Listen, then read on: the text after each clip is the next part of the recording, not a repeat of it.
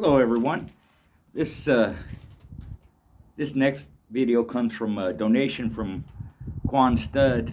Uh, First, I'd like to say disclaimer again, because I'm gonna get kind of graphic. But all this is from the past, anyways. Nothing current, and anything I say or talk about is not intended for illegal purposes. I'm not teaching anybody to do anything illegal, and it's all history from the past.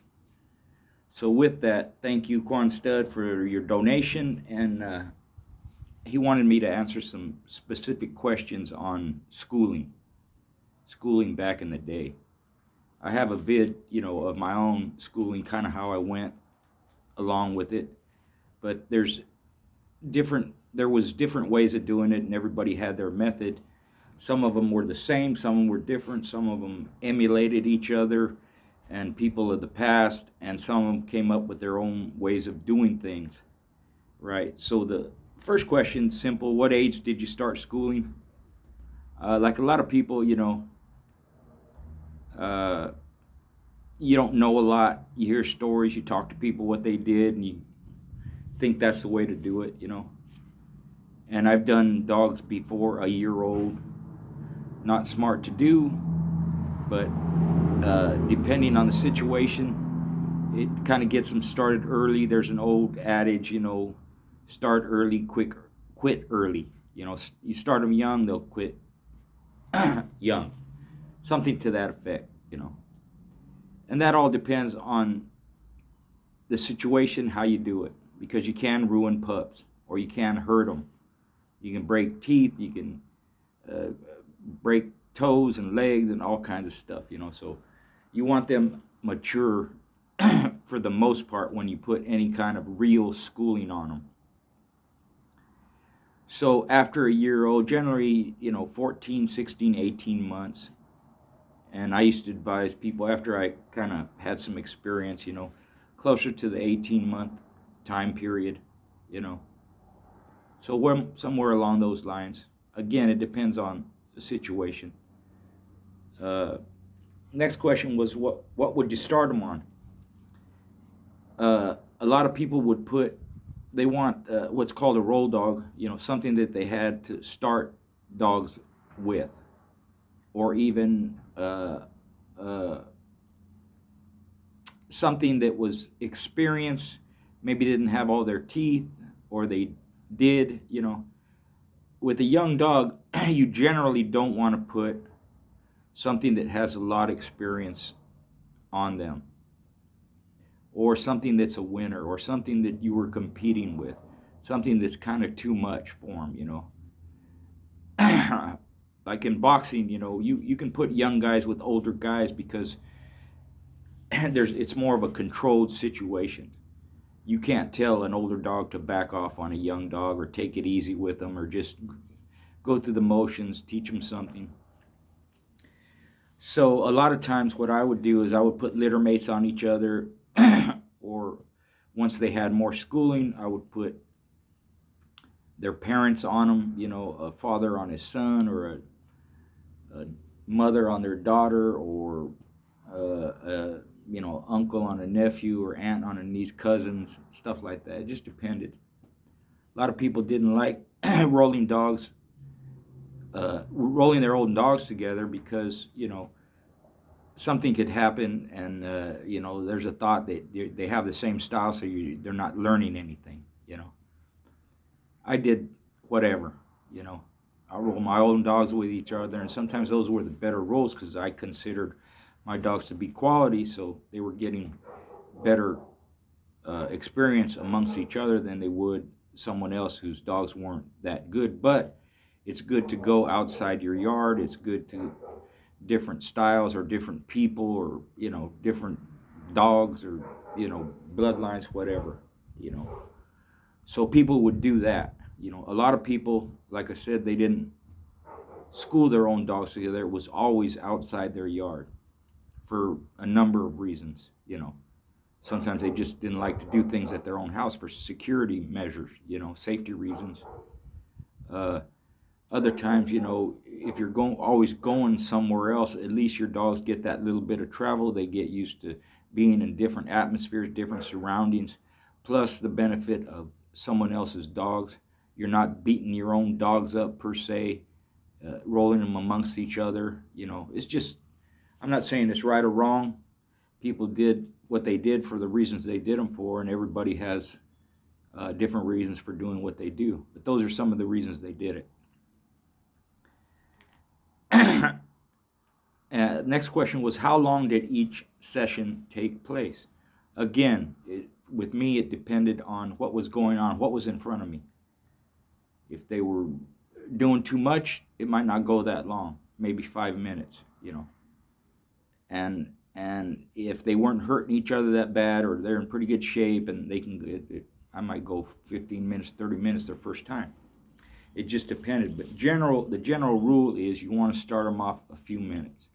You may want to do what they call bump them, where you just let them hit for a little bit, and they get it in their mind what they're going to do. Maybe you scratch them one time, it takes a couple of 3 minutes, maybe 5 minutes, and then you end it. And some people would do that 3 or 4 times, just a few minutes, 3 or 4 times in a row. Do them a little bit, wait some time for they, recoup and heal up and all that stuff, and then do them again 5 minutes like that. Some people would progressively do them. Maybe you do 5 minutes the first time, 10 minutes the second time, 15 minutes the third time, 20 minutes the fourth time, whatever, till you get up to that point where you feel that they're quote unquote tested.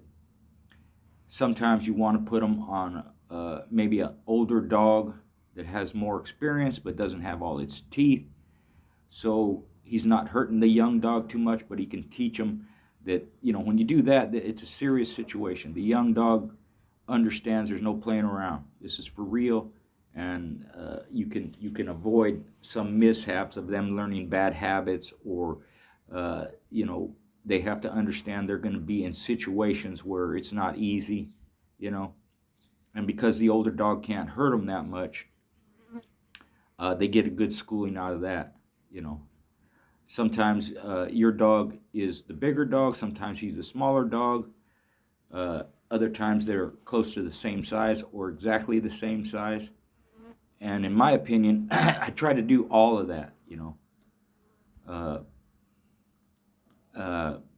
where different situations.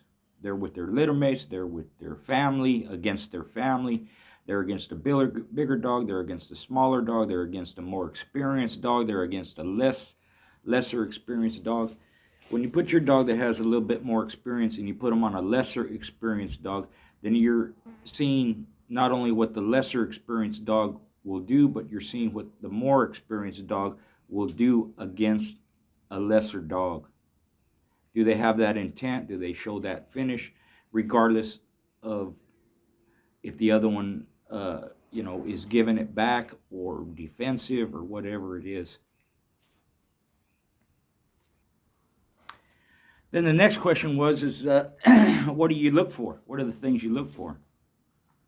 For me, right off the bat, I look for them to start right away, no hesitation. Sometimes it means, you're in opposite corners and you're starting them from a distance.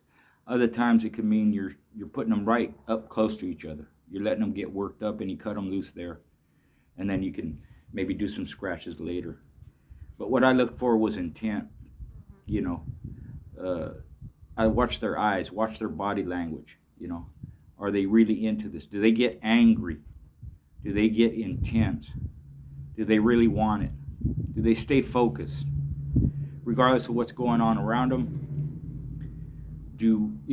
are they paying attention to their opponent rather than looking at you or looking away, or maybe not, they don't have their mind into it. I looked at what spots they were going to on the body. Were they good spots to take holds? Are they taking skin holds, or are they really trying to take a mouthful? Or are they working a hold? Are they going after a hold? Are they just holding on, or do they have that intent to do damage? Do they show finish if they get their opponent down? Do they back off? Do they worry the dog and just kind of mess with them, or do they actually go in and try to finish their opponent? And that part is intent. It doesn't mean that every dog is going to kill a dog when they get them down. That doesn't happen all the time. That's at a different level of animal, and not all of them are that way. It doesn't mean that they're not good dogs. It just, for another dog to finish, for one dog to finish another dog, generally it's a lot. It takes a lot. It's not easy. The other one's fighting back too. The other one doesn't want to be in the bottom position, so they fight to get on their feet.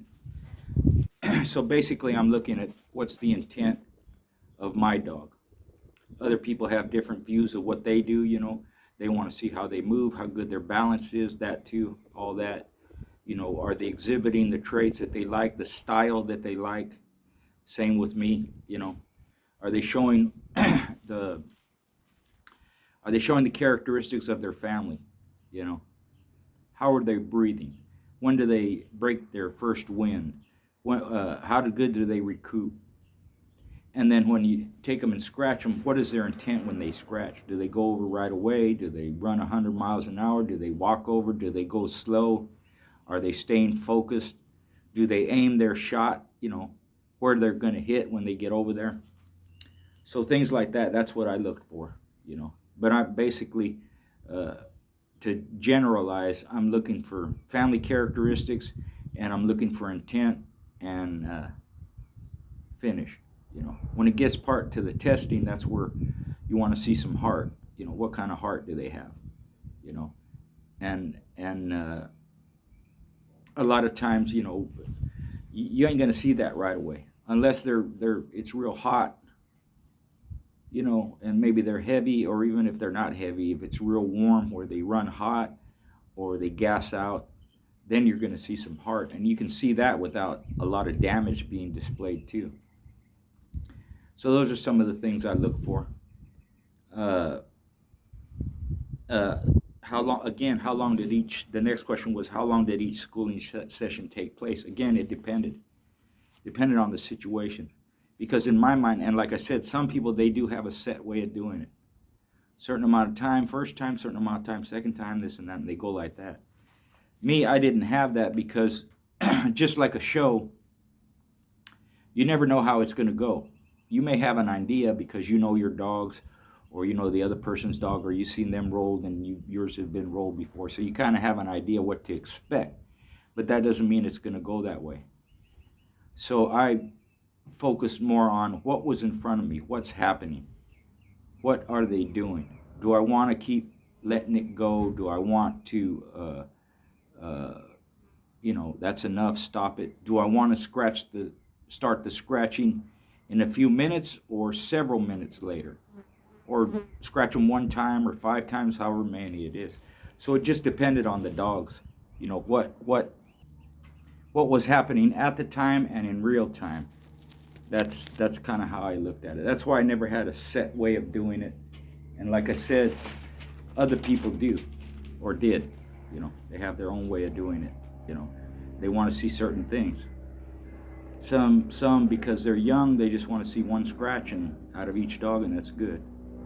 Others, they want to see more, to see where their mind is and where their focus is and where their intent is by scratching them several times. With me, I didn't really like breaking them off to scratch them. I kind of waited till there was an opportunity to handle them, which means you might have to go some time, or you have to be quick enough when they're switching holes to snatch them up, and both handlers have to be fast enough to do that. The good thing about that, it helps you with your handling, teaches you to be quick, teaches you to pay attention. If you can do that, be quick and snatch them up smooth and clean without, swinging them around or jolting them or, pulling their skin too much or something like that, the better. And the only way to do that, to learn that, is to practice it. So the session depended on what was going on in front of me. The next question was the type of schooling situations. Again, it could be anywhere, anything from You want to see how they do against each other. You want to see how they do against other people's dogs. Some people will used to start their dogs, bump them on their chain or in the yard or something like that. Me, I got to the point where it was always in the box, because if they made it, that's where it was going to take place anyway. So I wanted them to be familiar and comfortable inside that square. So that's where we did it. Even in the early days, I didn't have a box set up, or I didn't even have one. We just do it in the living room. We'd set the couches up. The wall in the room would be one side, and then two or three couches would be the other side. To make a square. Or both walls of the room was two sides, and then two couches would be the other two sides, things like that. Or I had a shed too that was totally enclosed. I could use that for schooling, and it's the front of it had like wire on it, so you could see through, and there was a small door to get in, and the whole area was the box, and it was larger than a regulation pit on two sides, and a little bit shorter on the other two sides, but it was a big area. And once you're in there, you're in there. There's no leaving, getting in and out. Dogs can't jump out. They're going to do what they do. And if they quit, they just quit right there. There was no escape for them, put it that way. They couldn't jump out if they wanted to. Whether that had any effect on their mentality, I don't know. But I didn't have dogs try to leave. Mine generally didn't do that. And again, it's the quality of the dog. I'm not saying that doesn't happen. I'm not saying it would have happened if I'd have done them long enough, because everything happens to you just about if you do dogs long enough. But I never had that happen to me. And my dogs, they didn't jump out, or try and get away. I had a bunch of them quit. You're always going to have that. But that's kind of the type of schooling, quote unquote, that I did in my yard. And then later on, when I started having conventions and shows, single shows, up to 5 on a show, I had my box outside the back patio, and that's where we did our shows at, and that was also where I did the schooling, carpet, foresight, all regulation, pit, and that's where I did everything, Next question was, how do you know when they were ready for a show? My simple answer was always, when I saw enough out of my dog that I thought he could win, then they were good enough to put them out there, open them up. What that entails is, do they have the ability to win? Do they have the air? Do they show some heart? Do they show that finish? Are they versatile enough? Are they smart enough?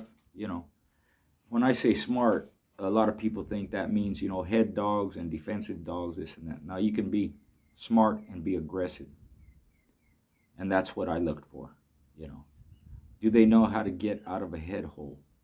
Basically, for my dogs, it was to go for the throat, turn their head and go into the throat to get them off their head or their ears,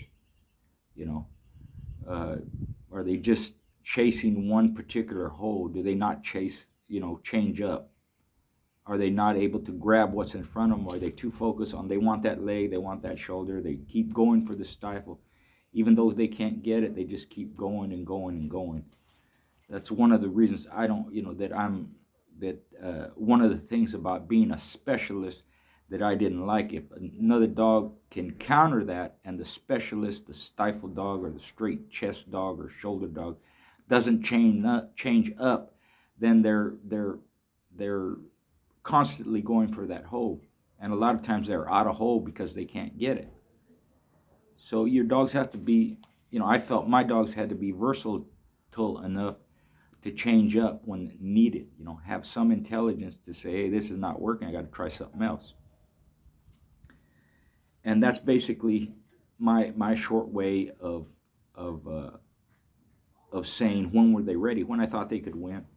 And what I mean by that too is whatever style is in front of me, whatever bloodline is in front of me, whatever traits or ability or whatever the other dog has that's in front of my dog, do I think my dog is good enough to beat it, whatever's in front of it?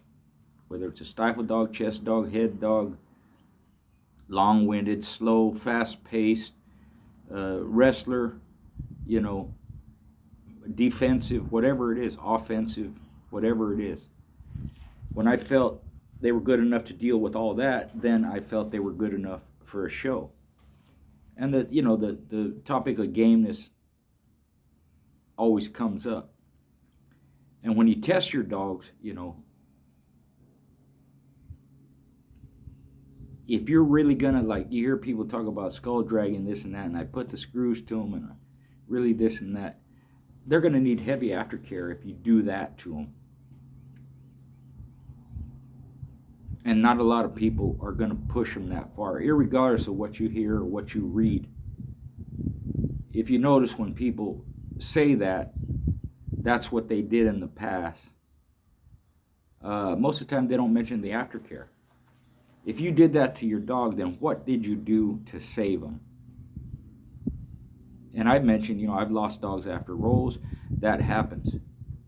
But if we were going to push after a certain point in my career, if we were going to push a dog that hard, let's say a dog I wasn't gonna match, I wasn't gonna use for a competitive dog, I'm gonna use it for breeding. Like a female, like Lucy, right? She was the only one in her litter. I couldn't replace her. I wanted to breed her. I could have matched her. She was good enough to match, but I held back on her. So I was hard on her in her schooling. When it came down to that, then yeah, she's going to need some aftercare afterwards, and she did. So when you hear people talking like that, sometimes they did. Sometimes it's true, and they had to save them afterwards, even in their game test, right? But at the same time, if you want to see gameness in your dog, you don't have to hurt them that bad in a physical sense, meaning they don't have to be busted up, and beat up. It's better to see how they react when they run hot, or they run out of air, or run out of gas. Do they still want to continue? Do they still scratch as hard as possible? That'll show you a lot more about their heart than generally what a damage will do to them. Because if a dog can't breathe, you can't fight. Just like Vince Lombardi said, fatigue makes cowards of us all. If they're tired and not really hurt that bad, they'll still quit.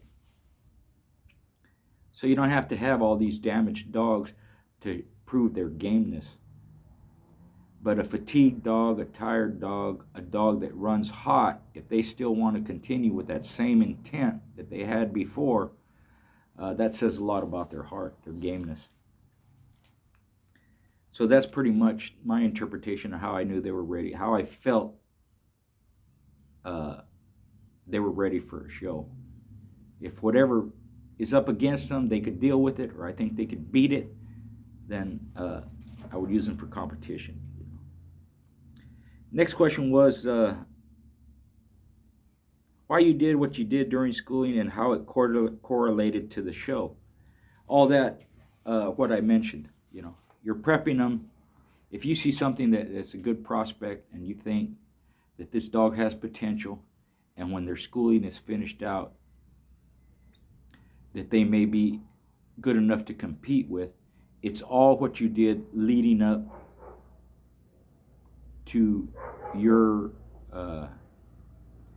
to you being able to say this dog is good enough to compete with. For me, it started when they were young, puppies. So all the regular exercise, all the influences of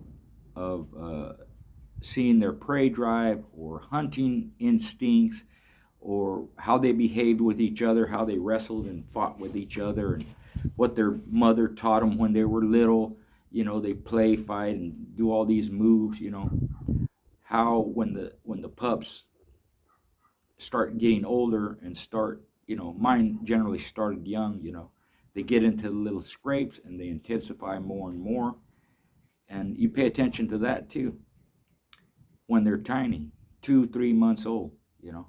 And then as they're growing up, that regular exercise continued, that developing their instincts, developing their skills, teaching them how to work, going through my keep, even from a young age. I didn't put them in keep, but I just showed them different exercises that I was going to use, different methods of conditioning, which mine were just a couple. But I taught them different stuff, like say a flirt pole, even though I didn't use a flirt pole so much in conditioning, a little bit, sometimes, not every time. I wanted them to learn that. And it's just teaching them that work ethic and building up their confidence and having that bond with them. It's all involved, and seeing how they react in different situations, you know, traveling with them, putting them in a car, taking them here, taking them there, taking them into town, drive them around, keep them in a crate for hours at a time, trying to emulate the situations, go to the mountains, go swimming, go to Disneyland, go, all kinds of stuff you do. Not every dog gets every particular situation, but as much as you can. And I used to trade off dogs. We go to town with this dog, go to town with that dog, take them out, walk them around, let them see different stuff, let them piss on different bushes and trees, let them go out in the country and let them dig for squirrels or chase rabbits or coyotes, whatever it is. Generally, all of them got some form of that upbringing. Some more than others because you have your favorites, But all that correlates to what you're going to put them through in a show. And it's not just the fighting instincts, the finishing instinct, the ability they have, the balance and air and all that. It's also their mental conditioning. I wanted sound, confident individuals that I could take anywhere and, nothing bothered them. Loud noises and crowds and bright lights and cars running by and gunshots and all that stuff. It didn't affect them. And I used to do that in their schooling too. I'd have my kids out there messing with them, pushing them, pulling their ears in the box, especially my son, because some of the dogs were his too. Bill was his dog. So he would do that. And the point of that is you try and distract the dog while he's doing what he's doing, but at the same time you want him to stay focused on what he's doing. The dog knows you're there. He can hear you. He can feel you touch him. He can feel you mess with him, push him, or whatever. But you want him to stay focused on what he's doing, even though you're there distracting him. So all that upbringing was important, I mentioned this before. I didn't use steroids. That was my counter to those that use steroids, in my mind anyways. The building them up, the good food, the regular exercise, working on their mental conditioning, working on their instincts, their behavior, temperament, seeing what kind of dog they were. That to me was how I countered people using high-tech stuff, which I wasn't interested in, and I didn't know about it anyways, and I had no interest in learning about certain things with the dogs. Is I just took the old country boy method of, I want a sound individual. I want a confident individual. I want an individual that thinks he's a winner no matter the situation, and that he's comfortable wherever he's at. Nothing phases him. So all that correlated to later on when I competed with him. I had never had trouble traveling with a dog, even though I didn't travel thousands of miles like some people did. 6, 7, 8, 9, up to 9 hours. That was normal. It's no big deal, no problem. Even sometimes it's not that far, maybe 2 or 3 hours, but they drive you around another hour and 2 or 3 hour, whatever it is, back and forth, or tell you to meet here, then you drive there, then you got to wait here for me, and a lot of times you're on payphones calling, okay, we're here, where do we go now? Just wait there, I'll be there, and they show up a half hour later, you just hanging around. My dogs were all used to that. Same thing when you put him on the scale. Guy, well, let me see. We'll hold him there. We'll wait. Well, he's moving. I can't see the weight and this and that. I let him hang. I don't care. They were used to hanging there. 5 minutes, it didn't matter. Whatever it was. I wasn't that type where, oh, get them on and get them off. You know, it bothers my dog. It didn't bother my dog. Unless they were so worked up, then, you know, sometimes that happened. That's just the dog. He knows what's going to happen. He gets worked up. But even then, he's used to hanging there. He'll deal with it. His mind is not focused on, you know, somebody's messing with me or I'm in this situation I don't like. His mind is focused on that. I'm going to do that. So sometimes it got a little rough. I didn't care.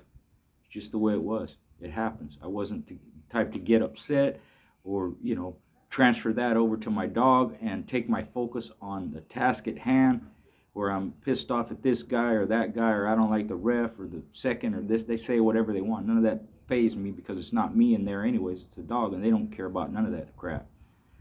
So that was my mindset kind of back then. Next question is, what did I do wrong and changed it, and what did I do correctly, and you know, what did others do too? Again, you know, sometimes when you start them young, you know, their teeth ain't set in their head. So I've lost teeth, popped teeth out, chipped teeth, broke hole cutters, a top cutter one time, broke both bottom teeth, you know, just chipped them, stuff like that. That can happen because they're not fully grown.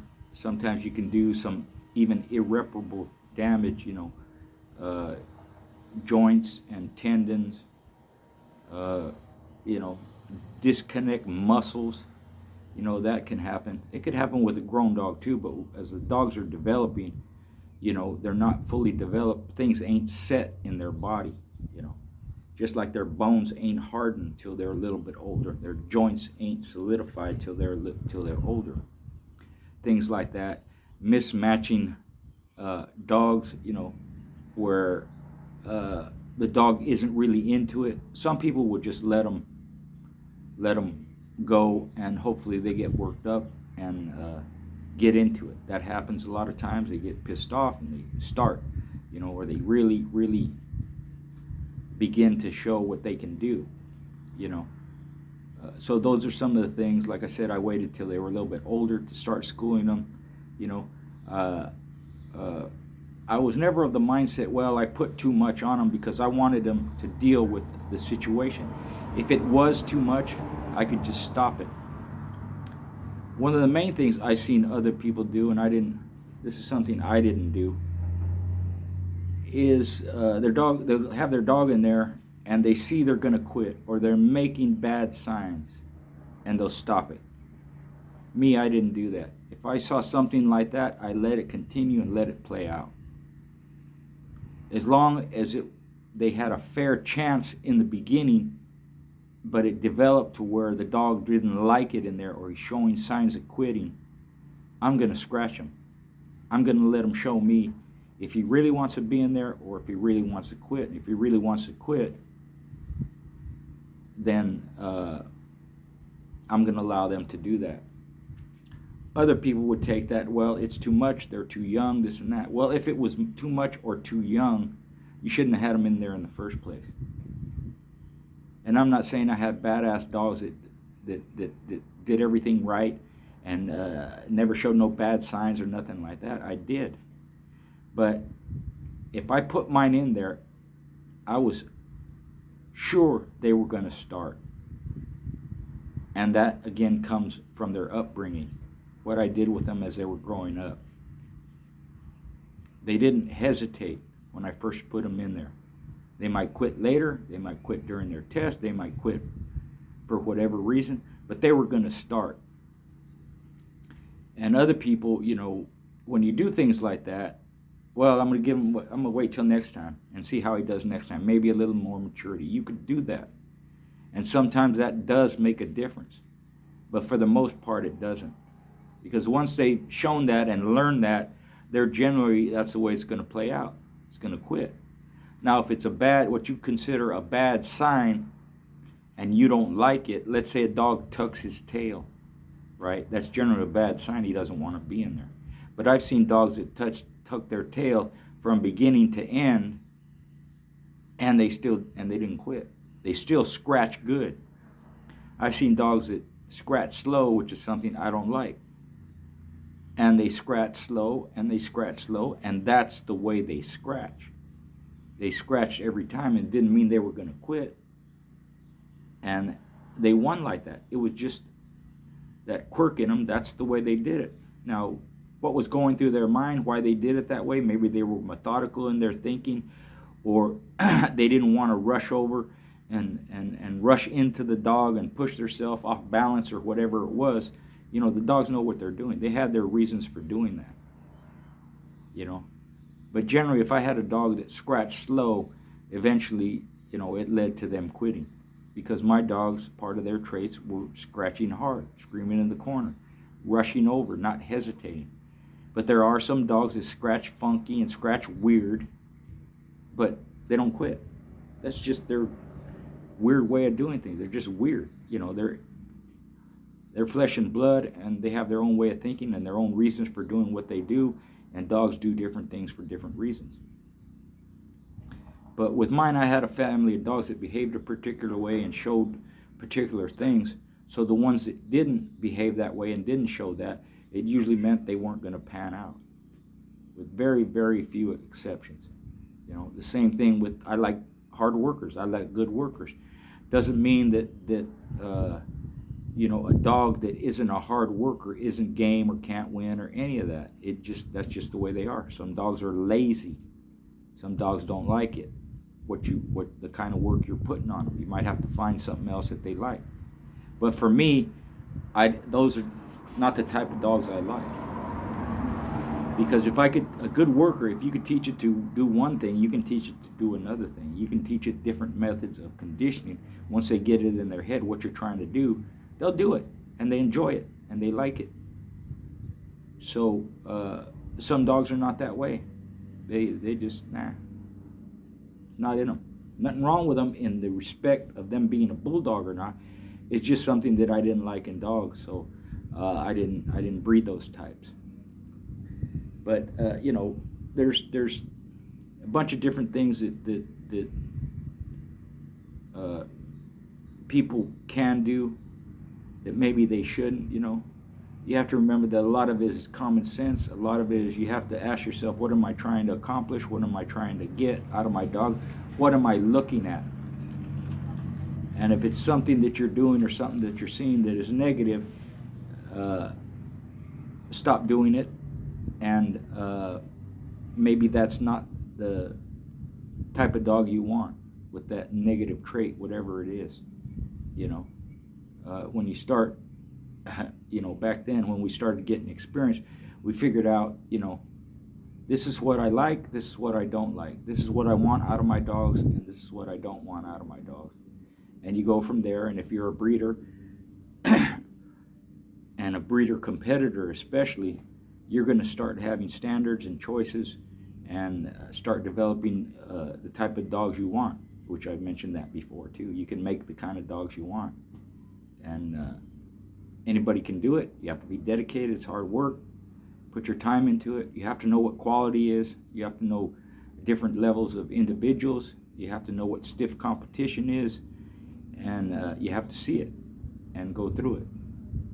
And in today's legal sports, hunting, or the legal sports we have, it's the same way of thinking. It's just they're legal, and what we did in the past is illegal, so we don't do it no more. I'm not involved in dogs anymore in that way, or I don't even have dogs. But the mindset is the same. How do you develop an athlete? How do you develop a hard worker? How do you develop a solid line of, you know, sound individuals?